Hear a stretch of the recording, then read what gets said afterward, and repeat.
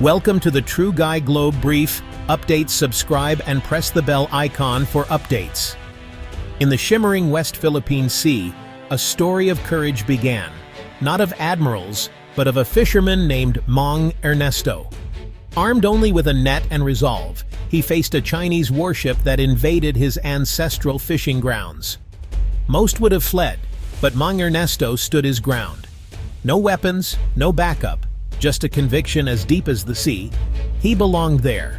His act, witnessed only by the sky and waves, soon transformed him into an unlikely national hero.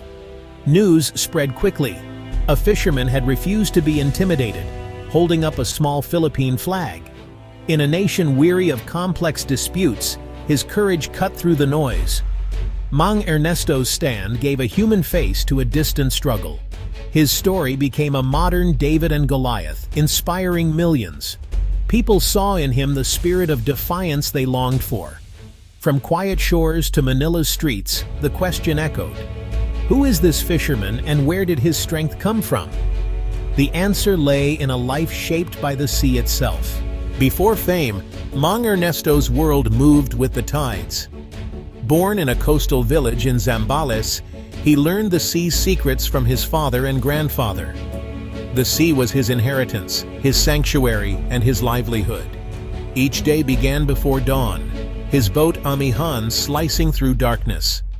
He read the wind, the clouds, and the currents, a bond deeper than skill, a form of love.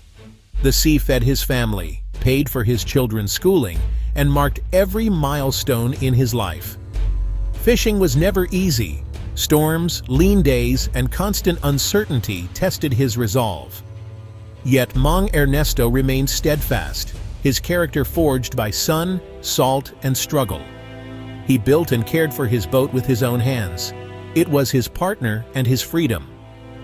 On the open sea, he was judged by skill and courage, not wealth.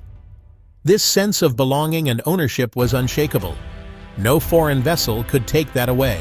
The day of the encounter began like any other, with Mang Ernesto steering Amihan towards Scarborough Shoal.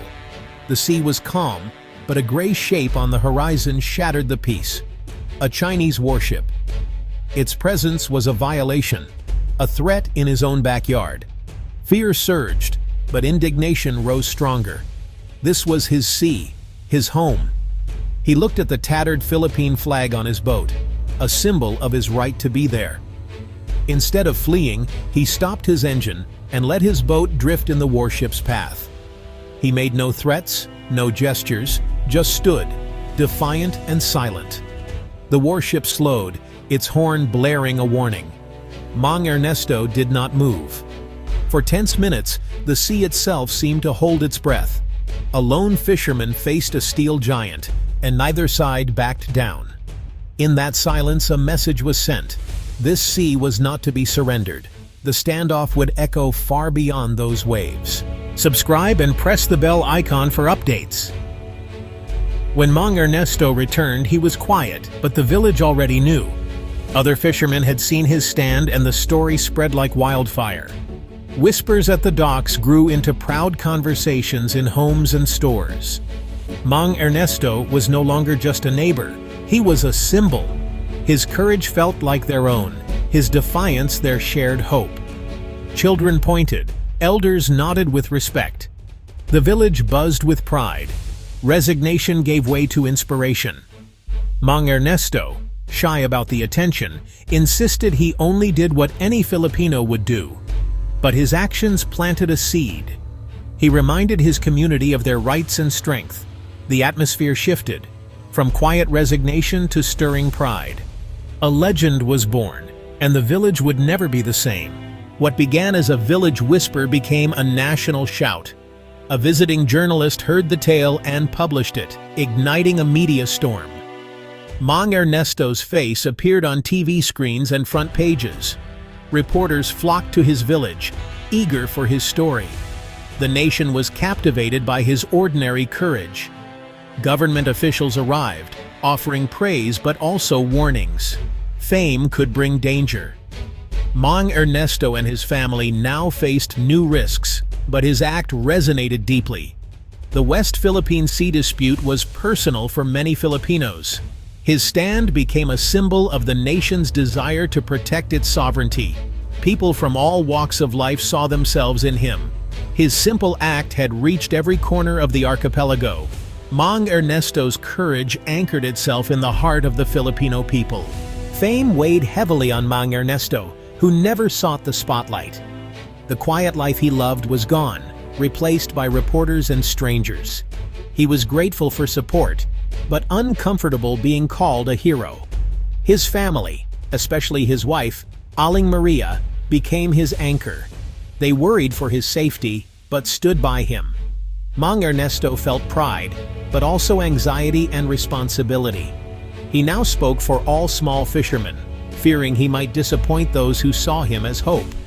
Despite the pressure, his beliefs never wavered. "The sea is our life," he would say. "It belongs to our children." This simple truth guided him through the storm of attention. He carried the story of the sea for a nation that was finally listening. An official invitation summoned Mang Ernesto to the Senate in Manila. The journey from his boat to the marble halls was daunting. He wore a simple barong, feeling out of place among politicians and cameras. When called to speak, he faced the Senate with quiet resolve. He spoke not of politics, but of life on the sea, of fear, resolve, and the right to fish in his own waters. "I am just a fisherman," he said, "but I have a right to our sea. Please help us protect it." His words, simple and honest, moved the room to silence, then applause. Senators and journalists rose to their feet, some with tears in their eyes. In that moment, Mang Ernesto became the conscience of the nation. His testimony carried more weight than any political speech. He reminded everyone what was truly at stake. The fisherman from Zambales had become a voice for all. His courage echoed through the halls of power. After the Senate hearing, Mang Ernesto's story was everywhere. But the biggest change was in his own village. Inspired, the fishermen began to organize and support one another. They documented incursions, shared information, and flew the Philippine flag from their boats. Fear gave way to solidarity and purpose. They sailed in groups, holding their ground when foreign vessels appeared. The Amihan became the flagship of a resilient fleet. Their courage was not reckless, but a dignified assertion of their rights. The transformation was profound, an awakening. Mang Ernesto's defiance empowered his community. His legacy took root in the strengthened spirits of his fellow fishermen. Mang Ernesto's story crossed oceans, inspiring many. The most heartfelt tribute was a mural in his village, a small boat facing a giant ship, his face determined.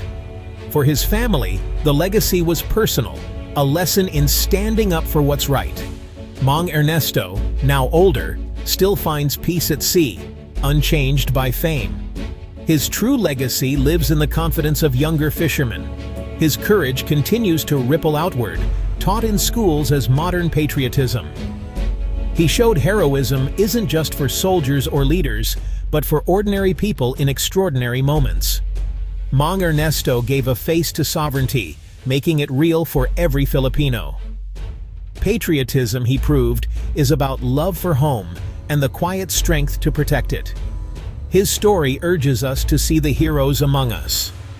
True courage is acting despite fear, defending what matters most. Mang Ernesto never asked to be a hero, but by standing firm he became one, a beacon of ordinary courage.